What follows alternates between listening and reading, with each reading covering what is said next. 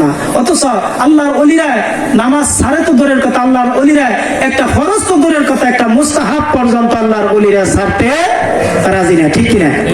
বলতেছিলাম পূর্বে বাজান আমার আপনার পবিত্রতা অর্জন করতে হবে, আর পবিত্রতা ছাড়া যেরকম নামাজ হয় না, ঠিক কিনা?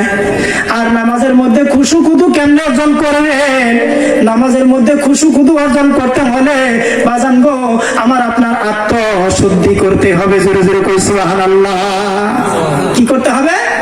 আত্মশুদ্ধি করতে হবে।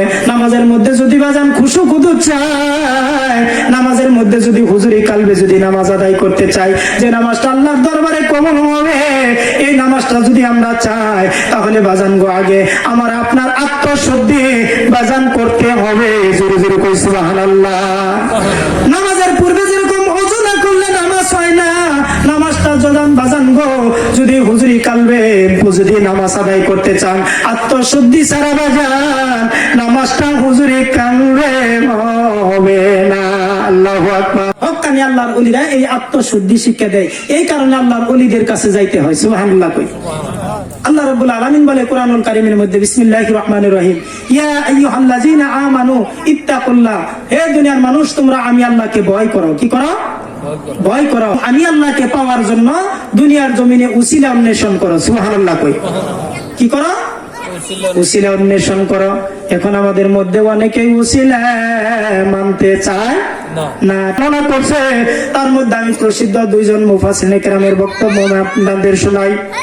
আজ থেকে 350 বছর আগে যিনি কাবা শরীফের ইমাম, একটু জিকির করি লা ইলাহা ইল্লাল্লাহ, সুন্দর লা ইলাহা ইল্লাল্লাহ, জোরে লা ইলাহা ইল্লাল্লাহ, কলবে লা ইলাহা ইল্লাল্লাহ, জোরে লা ইলাহা ইল্লাল্লাহ, বাজান বরে মদিনা বলেন বরে মদিনা, আমরা কেমনে যাব জানি না, দয়াল আল্লাহ দয়া করেন নসিব করেন মদিনা, লা ইলাহা ইল্লাল্লাহ, সুন্দর লা ইলাহা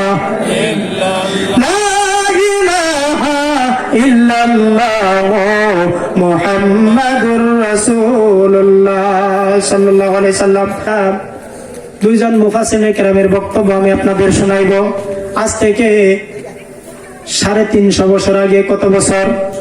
350 বছর আগে যিনি কাবা শরীফের ইমাম ছিলেন, আল্লামা ইসমাইল হাক্কি রাহমাতুল্লাহ আলাইহি, তিনি একটা কিতাব লিখছে, তাফসীর লিখছে। এটার নাম হলো তাফসিরে রুহুল বয়ান। তাফসিরে রুহুল বয়ান। এই রুহুল বয়ানের মধ্যে তিনি উসিলার ব্যাখ্যা দিয়েছে, লা ইয়াহসিলু ইল্লা বিওয়াসিলা ওয়া হিয়াল উলামাউ হাকিকাতুত তরিকাতি মাশাইখ। জোরে জোরে কই সুবহানাল্লাহ। আল্লামা ইসমাইল হাক্কি রাহমাতুল্লাহ আলাইহি বলেন, আল্লাহকে উসিলা ব্যতীত পাওয়া সম্ভব না। আর আল্লাহ পাওয়ার উসিলা হলো শরীয়তের হক্কানি উলামায়ে কেরামগণ। শরীয়তের হক্কানি উলামায়ে কেরামদের কাছে গেলে আল্লাহর কথা বলে কি বলে না? জোরে বলেন, বলে কিনা? আর তরিকতের মাশায়েখগণ, জোরে জোরে কই সুবহানাল্লাহ, তরিকতের পীর মাশায়েখদের কাছে গেলে আল্লাহর কথা বলে কি বলে না? জোরে বলেন, বলে কিনা? আল্লামা ইসমাইল হাক্কি রাহমাতুল্লাহ আলাইহি বলে, তরিকতের মাশায়েখদের কাছেও গেলে আমার আল্লাহর কথা বলে। আর তরিকতের মাশায়েখরা হলো আল্লাহ পাওয়ার উসিলা। জোরে জোরে কই সুবহানাল্লাহ। আল্লামা ফখরুদ্দিন নাজির রহমান, এই কিতাবটার নাম হলো তাফসিরে কবির শরীফ। কি শরীফ? এই তাফসিরে কবির শরীফের 11তম খণ্ডের মধ্যে একটার মধ্যে তিনি উসিলার ব্যাখ্যা দিয়েছে, ইন্নাহু লাসাবিলুন ইল্লা বিমুআল্লিম ওয়া ইয়ালিমুনা মারিফাতাহু ইরশিদুনা মুরশিদু ইল্লাল ইলমুল বিহি। জোরে জোরে কই সুবহানাল্লাহ। আল্লামা ফখরুদ্দিন রাজি রাহমাতুল্লাহ আলাইহি বলেন, আল্লাহকে উসিলা ব্যতীত পাওয়া সম্ভব না। আর আল্লাহ পাওয়ার উসিলা হলো ওয়া ইরশিদুনা মুরশিদ, আল্লাহ পাওয়ার উসিলা হলো জগতের মধ্যে মুরশিদ। জোরে জোরে কই সুবহানাল্লাহ। আর মুরশিদ যিনি হবেন, ওয়া ইয়ালিমুনা মারিফাত, আর তিনি তোমাদেরকে আল্লাহ পাকের মারিফত শিক্ষা দিবে। সুবহানাল্লাহ কই। মারিফত শব্দের অর্থ হলো আল্লাহর পরিচয় যিনি শিক্ষা দেয়, তাকেই বলা হয় মুরশিদ। জোরে জোরে কই সুবহানাল্লাহ।